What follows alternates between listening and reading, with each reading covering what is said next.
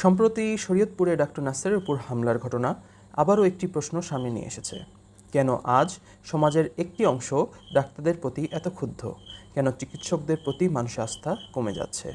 আজ আমরা শুধু আবেগ না, বাস্তবতাটা নিয়েও কথা বলবো। আমরা প্রায়ই নিউজে দেখি অবহেলায় মৃত্যু, ভুল চিকিৎসা, ডাক্তার পালিয়েছে। কিন্তু কখনো কি নিউজে আসে একজন ডাক্তার টানা 36 ঘন্টা ডিউটি করে রুগী বাঁচালেন, নিজের ঈদ, পরিবার, ঘুম ত্যাগ করে আইসিইউতে দাঁড়িয়ে থাকলেন? না, ভালো কাজগুলো খুব কমই হেডলাইন হয়। কারণ এই সমাজে একজন ডাক্তার 100 জনকে ভালো করলেও সেটা খবর না, কিন্তু একটা ভুল বা ব্যর্থতা সেটাই ভাইরাল।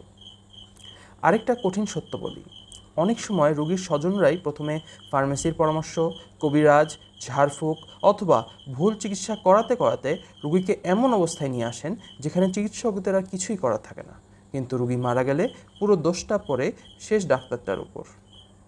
একটা রোগ যদি 5 দিন অবহেলা করে রাখা হয় আর শেষ 30 মিনিট হাসপাতালে এনে মিরাকেল আশা করা হয়, সবসময় কি সেটা সম্ভব? একজন সরকারি হাসপাতালের ডাক্তারকে কখনো দেখেছেন? এক রুমের বাইরে শত শত রোগী, বেড নেই, আইসিইউ নেই, ওষুধ নেই, স্টাফ কম, কিন্তু রোগীর চাপ ক্যাপাসিটির চেয়ে কয়েক গুণ বেশি। যেখানে 50 জন থাকার কথা সেখানে হয়তো 200 থেকে 300 রোগী সামলাতে হচ্ছে। একজন মানুষ কতটুকু পারবে? আসলে সবচেয়ে বড় প্রশ্নটা এখানে।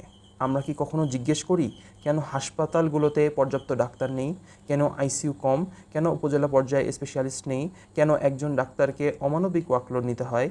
স্বাস্থ্য খাতে বছরের পর বছর অব্যবস্থাপনা, জনবল সংকট, নিরাপত্তাহীনতা, এসবের দায় কি শুধু একজন ডাক্তারের? রাষ্ট্র যখন পর্যাপ্ত স্বাস্থ্য ব্যবস্থা নিশ্চিত করতে ব্যর্থ হয়, তখন সেই ক্ষোভ নিয়ে পরে সবচেয়ে সামনে দাঁড়িয়ে থাকা মানুষটার ওপর, যার নাম ডাক্তার। তাহলে কি ভুল ডাক্তারদের হয় না? অবশ্যই হয়। ডাক্তাররাও তো মানুষই, সৃষ্টিকর্তা নয়। ভুল হতে পারে, কিছু ডাক্তারের খারাপ আচরণও রয়েছে, কিন্তু ভুলের বিচার হবে আইনে, মারধর করে না, হাসপাতাল ভাঙচুর করে না।